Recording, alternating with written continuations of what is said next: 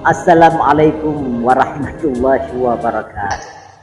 Baik rakan-rakan yang di kampung dan di kota merumpuk lom dengan lentuan Nur Karma yang katrip hana berkecimpung di dalam daerah Seriman. Tapi bak kalinyo nagejuk saboh sair lingon lentuan biukun baklun merupakan seperti pantun. Tapi lun kah dalam pantun baju menurut irama upu yang gitu dan gimana? Yang penting indah abad denger banget boleh yang becut ya benar. Oke kerja rekan-rekan saboh syair yang cukup musanid dan cukup indah yang kali juga dengan getanyo jino mari getanyo dengar sama-sama.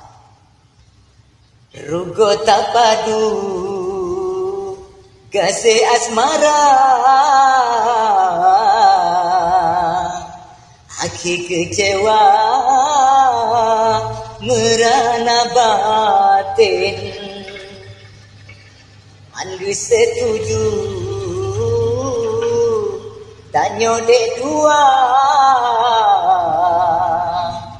kun urung Tuhan cinhana mungkin rumah di ade mu tingkat dua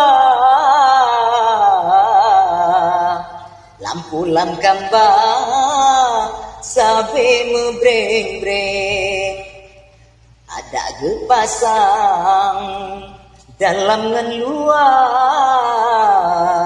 ku bahagia gata cande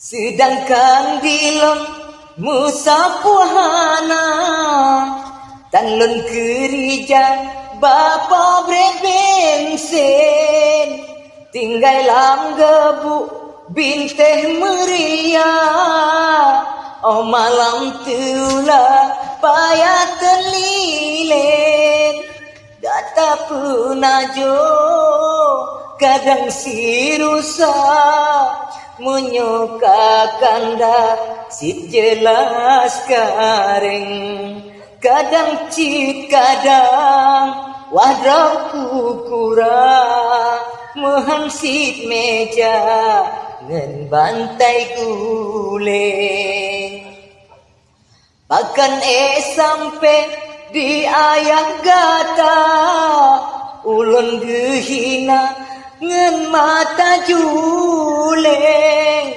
sampai geuse getanyo dua beleka teka hairi mungkureng ino tak serah kendara bana tetap nun sabar sitnyan yang penting ulun mat wasit bak gure bantah anak Syekh Salwa di Hindiake ulun mat wasit bak gure bantah anak Syekh Salwa di Hindiake rugo tapadu gase asmara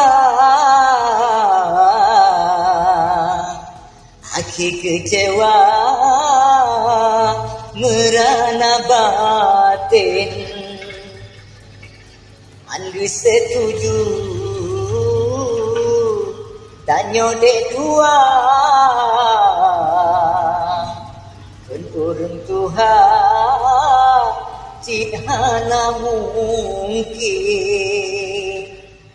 Terima kasih sahabat-sahabat dan rekan-rekan mandum yang katrip ketanyo hana merumpuk di bak kaset-kaset CD. Berokan mungkin roron mandum yang pernah menonton film-film Aceh dan film lentuan yang judul Jian Melanglang dan film-film lain yang merupakan lun pugot.